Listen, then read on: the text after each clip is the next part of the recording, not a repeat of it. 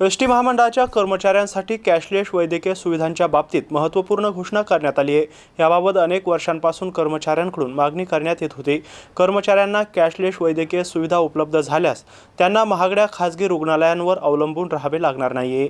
ST महामंडळातील कर्मचाऱ्यांनी वैद्यकीय cashless सुविधा द्यावी अशी मागणी लावून धरली होती। यावर शासनाने सकारात्मक भूमिका घेतली असून नुकतीच याबाबत महत्त्वपूर्ण घोषणा करण्यात आली आहे। परिवहन मंत्री प्रताप सरनाईक यांनी प्रत्येक जिल्ह्यात एसटीच्या जागेवर 25 खाटांचे रुग्णालय उभारण्याची योजना जाहीर केली आहे। या रुग्णालयांमध्ये एसटी कर्मचारी आणि त्यांच्या कुटुंबियांना महात्मा फुले जनआरोग्य योजनेअंतर्गत उपचार मिळणार आहेत। तसेच 5 लाखापर्यंतच्या शस्त्रक्रियांचा खर्च राज्य शासन उचलणार आहे। सध्या एसटी कर्मचाऱ्यांना वैद्यकीय खर्चासाठी 1997 सालच्या दरपत्रकानुसारच रक्कम मिळते, ज्यामुळे त्यांना वैद्यकीय खर्चाचा मोठा भार सहन करावा लागतोय। नव्या रुग्णालयांच्या उभारणीमुळे कर्मचाऱ्यांना कॅशलेस वैद्यकीय सुविधा उपलब्ध होतील, ज्यामुळे ज्यांना महागड्या खासगी रुग्णालयांवर अवलंबून राहावे लागणार नाही। या उपक्रमामुळे एसटी कर्मचाऱ्यांच्या आरोग्य सेवेत लक्षणीय सुधारणा होईल। त्याचबरोबर त्यांचा आर्थिक खर्चही कमी होणार आहे। वरिष्ठ कार्यालयाने कर्मचाऱ्यांकडून त्यांच्या कुटुंबियांची माहिती मागवली असून माहिती प्राप्त होताच पुढील निर्णय घेण्यात येणार असल्याची माहिती सूत्रांनी दिली आहे।